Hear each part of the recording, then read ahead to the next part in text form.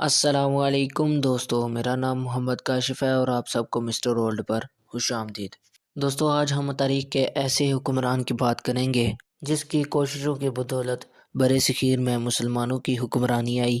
دوستو، ہم شہاب الدین غوری کی بات کر رہے ہیں جو 1160 میں افغانستان کے علاقے غور میں پیدا ہوا۔ ان کا اصلی نام معز الدین محمد غوری تھا، جو بعد میں شہاب الدین محمد غوری کے نام سے مشہور ہوئے۔ دوستو، اس سے پہلے کہ ہم ویڈیو کو آگے بڑھائیں، آپ ہمارے چینل کو سبسکرائب کر دیں۔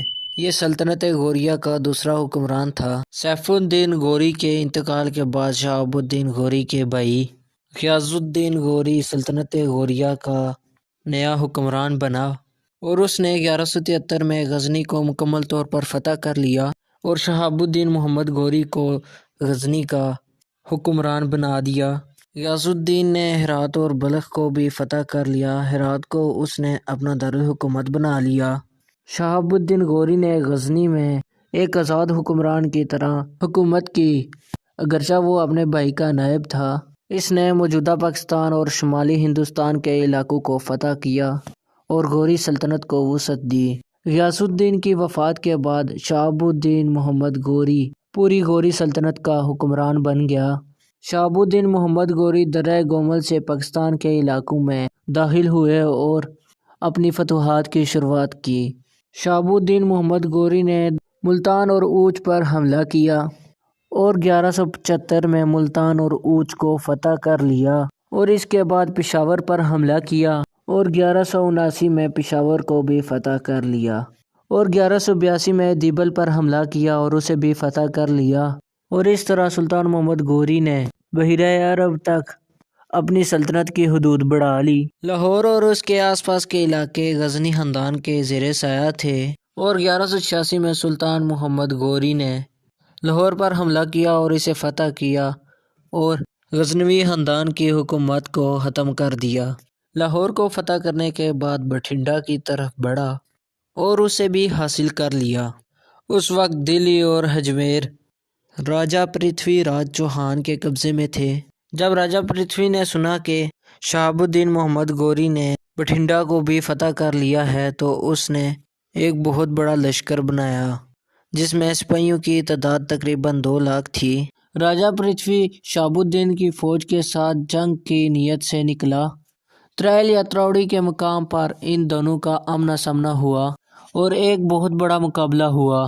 اس میں شہاب الدین کی فوج تھوڑی تھی اور اس کو شکست ہوئی اور وہ زخمی بھی بہت زیادہ ہو گیا تھا، اور ان سپاہیوں میں سے ایک سپاہی نے شہاب الدین کو اٹھایا اور میدان جنگ سے دور لے گیا، اور بہت سے سپاہی شہاب الدین کو میدان جنگ میں نہ پا کر اداس ہوئے اور میدان جنگ سے بھاگ نکلے۔ اس کے بعد شہاب الدین کو لاہور لایا گیا اور وہاں سے اس کو غزنی بھیج دیا گیا۔ اس شکست کے بعد شہاب الدین اتنا اداس ہوا کہ اس نے ہر طرح کی آسائش کو چھوڑ دیا، یہاں تک کہ اس نے اپنے جرنیلوں سے بھی بات چیت بند کر دی، اور یہ سلسلہ تقریباً 1 سال تک جاری رہا، اور پھر اس نے اپنے جرنیلوں کو ایک تربیت یافتہ فوج تیار کرنے کا حکم دیا، اور پھر اس نے تقریباً 1,20,000 سپاہیوں پر مشتمل ایک لشکر تیار کیا اور اپنی شکست کا بدلہ لینے کے لیے دہلی کی طرف روانہ ہوا۔ جب پرتھوی کو پتہ چلا تو اس نے بھی بھارت کے 250 راجاؤں کی مدد سے 3 لاکھ سے زیادہ کا لشکر تیار کیا، جس میں ہاتھیوں کی بھی تعداد بہت زیادہ تھی، اور پھر اسی مقام پر دونوں افواج کا سامنا ایک دوسرے سے ہوا۔ راجہ پرتھوی نے شہاب الدین کو ایک خط لکھا اور کہا کہ اپنے سپاہیوں کے حال پر ترس کھاؤ، ہم تمہاری جان بخش دیں گے اور تم واپس چلے جاؤ، اور ہم تمہارا پیچھا بھی نہیں کریں گے۔ شہاب الدین نے بھی جرأت اور بہادری کے ساتھ جواب دیا اور کہا کہ وہ اپنے بھائی کے حکم کی تعمیل کرتا ہے، اس لیے اس کا واپس جانا ممکن نہیں۔ اگلے دن دونوں فوجوں کا مقابلہ ہوا۔ یہ جنگ بہت زیادہ خطرناک تھی۔ شہاب الدین کے مقابلے میں پرتھوی راج کی فوج بہت زیادہ تھی۔ جنگ سورج طلوع ہونے سے پہلے شروع ہوئی۔ شہاب الدین کی فوج صحیح بہادری اور جوانمردی کے ساتھ لڑی۔ پرتھوی راج کی فوج شہاب الدین کی فوج کے آگے کمزور پڑ رہی تھی۔ شام ہونے سے پہلے جنگ کا نتیجہ سامنے آ چکا تھا۔ شہاب الدین کی فوج بہادری کے ساتھ لڑ رہی تھی اور اسی وجہ سے شہاب الدین کو فتح حاصل ہوئی۔ پرتھوی راج بھاگ کھڑا ہوا اور دریائے سرسوتے کے قریب پکڑا گیا، جس کو بعد میں شہاب الدین کے حکم پر قتل کر دیا گیا۔ پرتھوی راج کو شکست دینے کے بعد دلی اور اجمیر بھی فتح کر لیے اور اس کے سپہ سالار نے بہار اور بنگال کو بھی فتح کر لیا، جس کا پورا نام ملک محمد ابن بختیار خلجی تھا۔ اور اس طرح شہاب الدین نے ایک عظیم الشان اور بڑی سلطنت کی بنیاد رکھی۔